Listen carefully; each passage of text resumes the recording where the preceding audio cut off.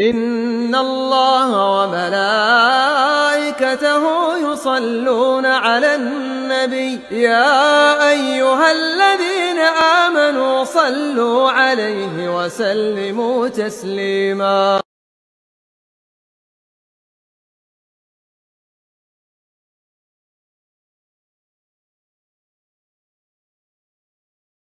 Baik Ustaz.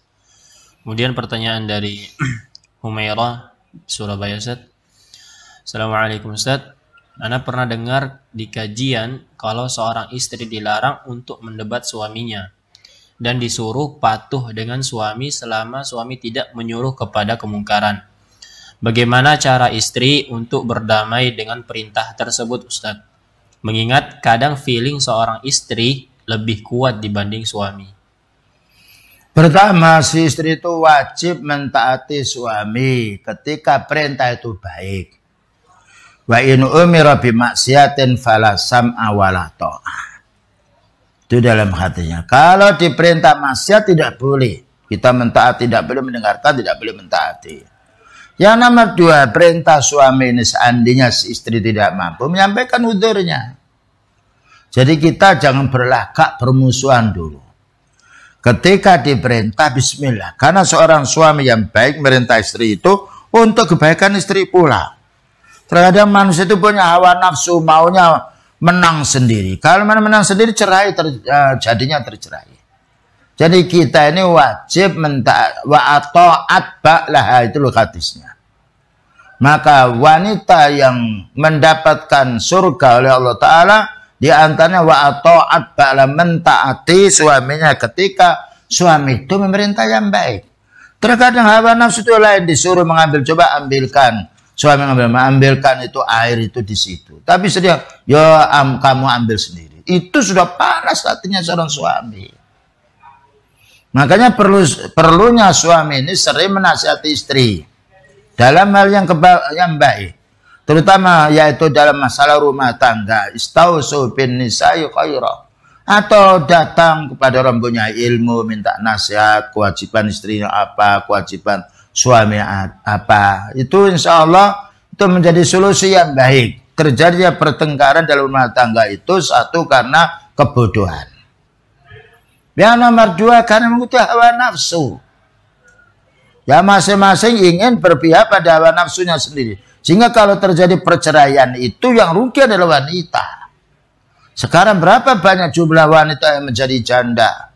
Bahkan juga sampai lanjut usia belum juga bisa menikah. Jumlah wanita di akhir zaman itu lebih banyak. Bahkan nanti dalam suatu hadis, laki-laki satu ini akan diburu oleh wanita 40. Karena kurangnya yaitu jumlahnya laki-laki banyak meninggal dunia dalam peperangan atau yang lainnya. Maka bersyukurlah apabila kita sudah bisa berkeluarga, apalagi punya anak. Tahu ya, kita ini harus mengontrol diri kita, kekurangan diri kita. Apalagi wanita punya sifat kurang, akal kurang, agama.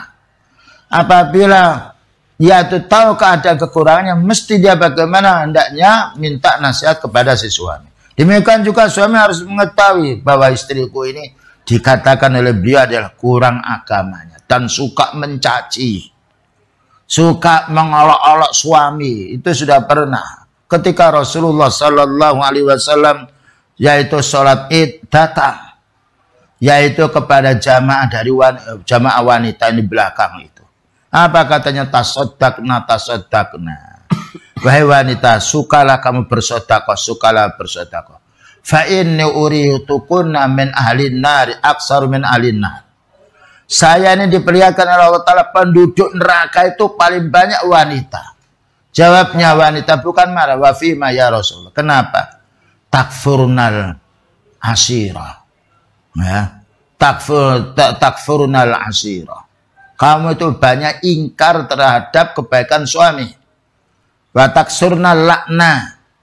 Dan kamu banyak mencaci suamimu, melaknat suamimu. Nah, diingatkan. Nah, kalau suami tahu itu tentang tabiat wanita yang tidak baik seperti itu, dia punya iman. Nah, oh iya memang beritahu, memang kamu itu dijelaskan oleh Nabi ini loh. Suka mengolok-olok suami.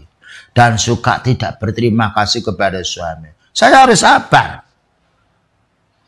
Nah, insya Allah saling nasihat menasihati itu menjadi baiknya di dalam rumah tangga. Kita lihat bahwasanya Rasulullah SAW hidup dengan istrinya, sekian banyak istrinya itu, tapi beliau bersabar dan beliau menasihati. Maka bersabar dan menasihati ini puncak kebahagiaan di dalam rumah tangga dan juga menjadi baiknya anak-anak kita. Wallahu a'lam bishawab. Baik Ustaz, jazakumullah khairan katsiran.